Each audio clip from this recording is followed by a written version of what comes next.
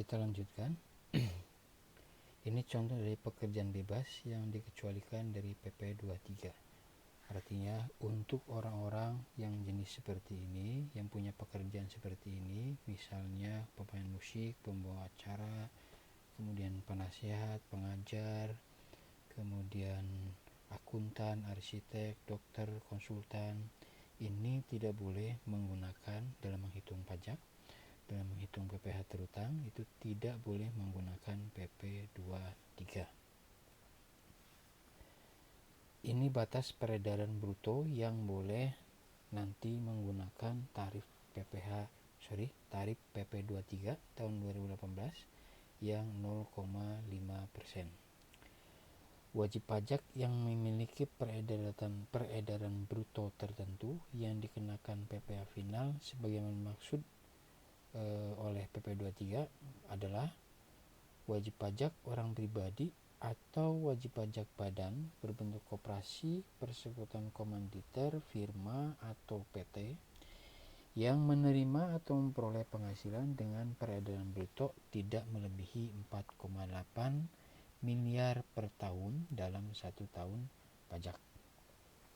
Jadi yang boleh menggunakan PP 23 adalah orang atau badan yang memiliki usaha dengan omset atau peredaran bruto tidak melebihi 4,8 miliar dalam 1 tahun pajak.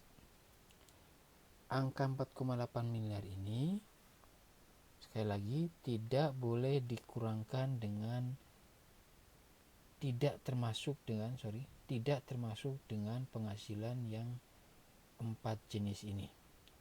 Artinya penentuan angka 4,8 miliar yang boleh menggunakan PP 23 atau tidak, ini tidak menghitung 4 omset yang ini. Penentuan angka 4,8 itu berdasarkan SPT tahun lalu.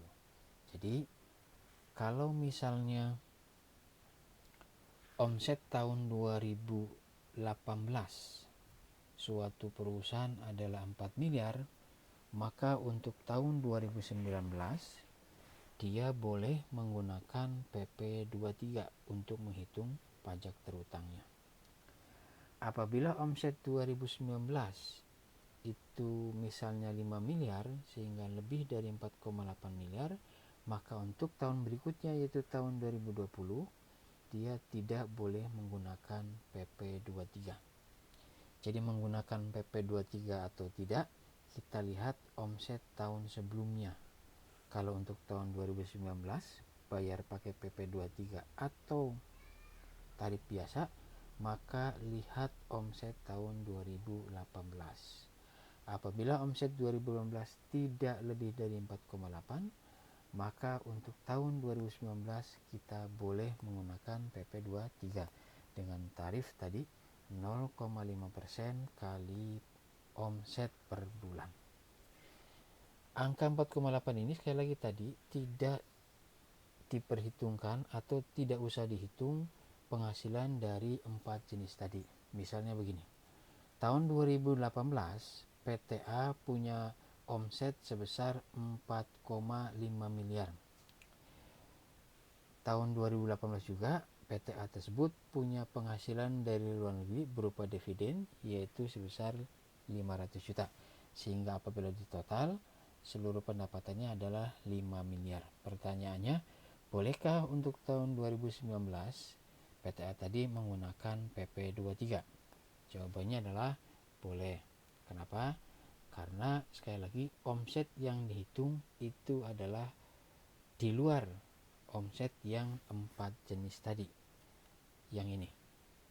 Sehingga dalam contoh tadi penentuan batasan 4,8 itu yang dilihat hanya 4,5 saja. 4,5 adalah omset tahun 2018, sementara penghasilan dari luar negeri yaitu 500 juta berupa dividen itu tidak perlu diperhitungkan untuk menentukan batasan tadi 4,8. Batasan untuk menentukan boleh tidaknya menggunakan PP 23 dalam menghitung pajak.